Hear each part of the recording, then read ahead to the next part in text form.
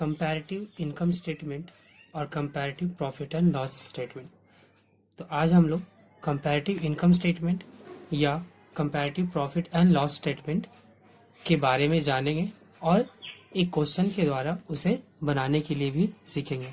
Comparative income statement और comparative profit and loss statement दोनों same ही होते हैं। इसका मतलब होता है तुलनात्मक आय विवरण या तुलनात्मक लाभ हानि खाता।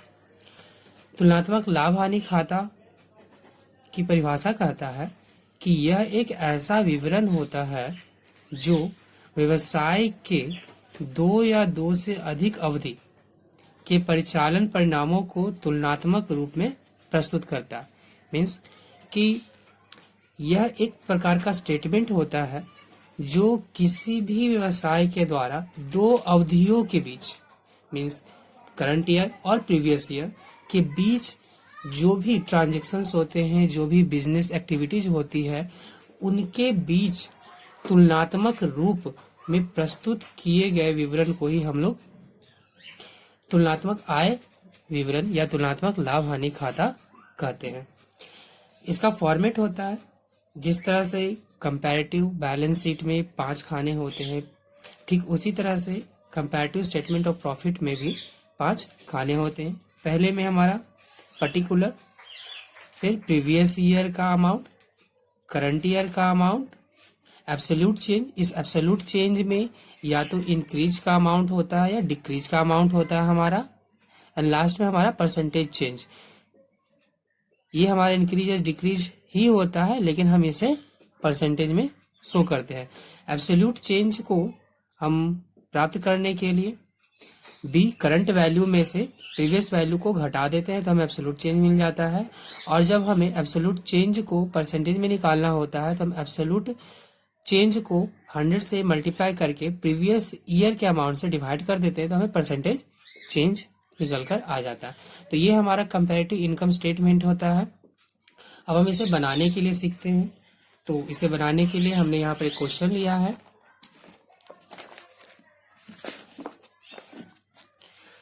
इस क्वेश्चन में कहता है प्रिपेयर कंपैरेटिव इनकम स्टेटमेंट। इस क्वेश्चन में हमें कंपैरेटिव इनकम स्टेटमेंट को बनाने के लिए बोला गया है और हमें निम्नलिखित विवरण दिए गए हैं, जिसमें कि पहला है हमारा रेवेन्यू फ्रॉम ऑपरेशन जो कि हमारा सेल्स है। ये प्रीवियस ईयर 13 का है हमारा 16 लाख का, और 14 का हमारा करंट ईयर का 19,20,000 का। Purchase of stock in trade है हमारा, ये परचेज है हमारा 9 लाख का और 11,70,000 का। Change in inventory of stock in trade है हमारा, ये है हमारा 1 लाख का और 60,000 का। फिर है हमारा office and administration expenses 2,80,000 and 3,80,000 का। सेलिंग एंड डिस्ट्रीब्यूशन एक्सपेंसेस हमारा दिया हुआ है 1,60,000 एंड 1,20,000। जनरल एक्सपेंसेस हमारा दिया हुआ है 40,000 एंड 20,000। तो इस क्वेश्चन को सॉल्व करने के लिए हमें कंपैरेटिव इनकम स्टेटमेंट का फॉर्मेट खींचना होगा। तो हम कंपैरेटिव इनकम स्टेटमेंट का फॉर्मेट खींच लेते हैं यहाँ पर। तो यहाँ पर हमने कंपैरेटिव इनकम स्टेटमेंट या comparative profit and loss statement का फॉर्मेट खींच लिया है। अब इस क्वेश्चन को हमें इस फॉर्मेट में लिखना है। ये होता तो प्रॉफिट एंड लॉस अकाउंट ही है, लेकिन हम इसे चूंकि स्टेटमेंट के रूप में बनाते हैं तो हमें स्टेटमेंट के रूप में ही इसे लिखना होता है। तो हमारा पहला है revenue from operation. Revenue from operation sale होता है हमारा। तो यहाँ पर हम लेते हैं फर्स्ट में revenue from operation. Revenue from operation, revenue from operation हमारा 2013 का है 16 लाख एंड 14 का हमारा 19,20,000। एब्सोल्यूट चेंज हो जाएगा हमारा 19,20,000 माइनस 16 लाख, 3,20,000 का। एंड परसेंटेज चेंज हो जाएगा हमारा 3,20,000 into 100 divided by 16 lakh, 20%। Revenue from operation के बाद होता है हमारा अदर इनकम। अदर इनकम ये जो कंपैरेटिव इनकम स्टेटमेंट हम लोग बनाते हैं, ये हमारा प्रॉफिट एंड लॉस स्टेटमेंट के अकॉर्डिंग बनता है। ये हमारा statement of profit and loss का फॉर्मेट है। इसी फॉर्मेट पर हमें उस क्वेश्चन को बनाना है। इस फॉर्मेट में हमारा फर्स्ट में रेवेन्यू फ्रॉम ऑपरेशन है, सेकंड में अदर इनकम है, फिर हम उन दोनों को जोड़ करके टोटल इनकम करते हैं, फिर उन सब में से टोटल इनकम में से हम टोटल एक्सपेंसेस को घटाते हैं। तो पहले हम टोटल एक्सपेंसेस को जोड़ लेते हैं, जिसमें कि हमारा कॉस्ट ऑफ मटेरियल कंज्यूम्ड आता है, एम्प्लॉयज बेनिफिट एक्सपेंसेस आते हैं। एम्प्लॉयज बेनिफिट एक्सपेंसेस में हमारा वेजेस हो गया, सैलरी हो गया, जितने भी, या फिर मैनेजर स्टाफ्स हो गए, तो जितने भी हमारे स्टाफ के जितने भी हमारे मैनेजर या स्टाफ के जो भी हम खर्च करते हैं उन पर, वो सारे को हम एम्प्लॉयज बेनिफिट एक्सपेंसेस में लिखते हैं। फाइनेंस कॉस्ट हो गया हमारा, डिप्रिसिएशन या एमोटाइजेशन एक्सपेंसेस हो गए हमारे, और भी अगर कोई एक्सपेंसेस है तो उन सब एक्सपेंसेस को जोड़कर हम टोटल एक्सपेंसेस निकाल लेते हैं। ठीक है, और फिर हम टोटल इनकम में से टोटल एक्सपेंसेस को घटा करके हमें प्रॉफिट यहाँ पर लाना होता है। तो ये जो प्रॉफिट आता है हमारा, वो नेट प्रॉफिट बिफोर टैक्स होता है। जैसे हम इसमें से टैक्स को घटा देते हैं, हमारा प्रॉफिट आफ्टर टैक्स निकल कर आ जाता है। तो इसी फॉर्मेट पर हमें उस क्वेश्चन को सॉल्व करना है। जितने भी comparative statement of profit and loss होंगे, वो सारे इसी फॉर्मेट पर लिखे जाएंगे और इसी फॉर्मेट से वो सारे सॉल्व होंगे। अदर इनकम में, इसमें हमारा कुछ भी नहीं दिया हुआ, तो हम अदर इनकम को नहीं लेंगे, ये मेरा नील हो जाएगा सारा। अब हम टोटल इनकम को जोड़ करके निकाल लेते हैं। तो टोटल इनकम हो जाएगा हमारा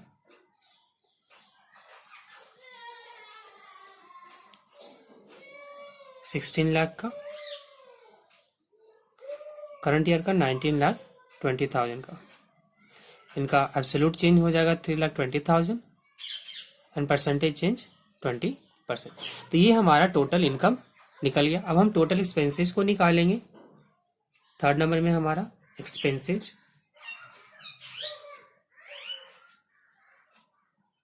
एक्सपेंसेज में हमारा purchase of stock and trade आता है, तो हम इसे लिख लेंगे। Purchase of stock in trade 9 lakh का एंड करंट ईयर का 11,70,000। हमारा चेंजेस हो जाएगा 11,70,000 माइनस 9 लाख, 2,70,000। हम इसका परसेंटेज निकाल लेते हैं, इंटू 100 डिवाइडेड बाई 9 लाख, 30%। फिर हमारा change in inventories of stock in trade, ये हमारा एक्सपेंसेज है, हम इसे एक्सपेंसेज में लिख लेते हैं। Change in inventories of stock in trade, ये हमारा 1 लाख का एंड 60,000 का। अब यहाँ पर हम देख रहे हैं कि ये हमारा डिक्रीज हो रहा है, ये डिक्रीज हो रहा है, तो ये हमारा निगेटिव बैलेंस हो जाएगा 40,000 का। चेंजेस हो जाएगा हमारा 40,000 इंटू 100 डिवाइडेड बाय 1 लाख, 40% का हमारा ये निगेटिव हो जाएगा। Office and administrative expenses, office and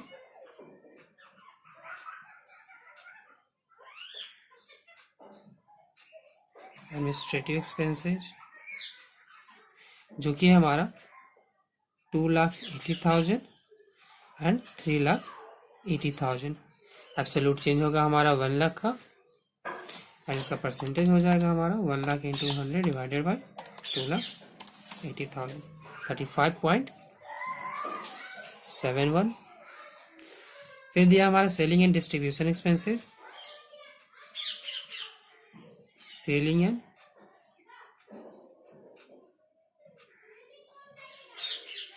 distribution expenses, जो कि हमारा 1,60,000 एंड करंट ईयर में 1,20,000। ये भी हमें 40,000 का डिक्रीजमेंट शो कर रहा है। परसेंटेज निकाल लेते हैं हम, 40,000 इंटू 100 डिवाइडेड बाय 1,60,000, 25% का ये डिक्रीज हो गया, 25% से डिक्रीज हुआ। फिर लास्ट में हमारा है जनरल एक्सपेंसेज, जनरल एक्सपेंसेज जो कि हमारा 40,000 एंड 28,000, ये भी हमारा डिक्रीज हो गया। 40,000 माइनस 28,000 12,000 से परसेंटेज हो जाएगा इसका 100 डिवाइडेड बाय 40,000, 30%। तो 30% से ये भी हमारा डिक्रीज हो गया। तो ब्रैकेट के अंदर लिखना, जो भी डिक्रीज होगा उसको हमको ब्रैकेट के अंदर डालना है। तो ये हमारा टोटल एक्सपेंसेस निकल कर आ गया। हम इसका टोटल कर लेते हैं।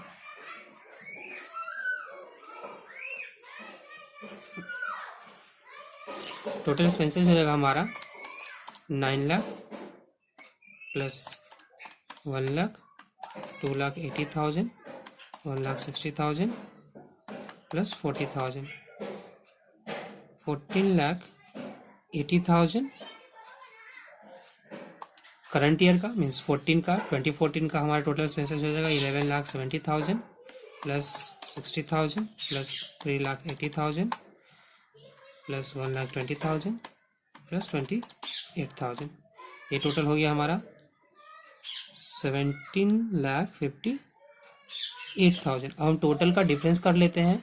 17,58,000 माइनस 14,80,000, 2,78,000। हम इसका परसेंटेज निकाल लेते हैं इंटू 100 डिवाइडेड बाई 14,80,000, 18.78%। कभी भी हमें इसे जोड़कर नहीं लिखना होता, ना ही हमें इसे जोड़कर लिखना होता है। बस इसका जो भी डिफरेंस आता है वो हम लिखते हैं और इसी से जो परसेंटेज निकल कर आता है हमारा, उसको हम परसेंटेज वाले बॉक्स में लिखते हैं। अब हम यहाँ पर नेट प्रॉफिट निकाल लेते हैं।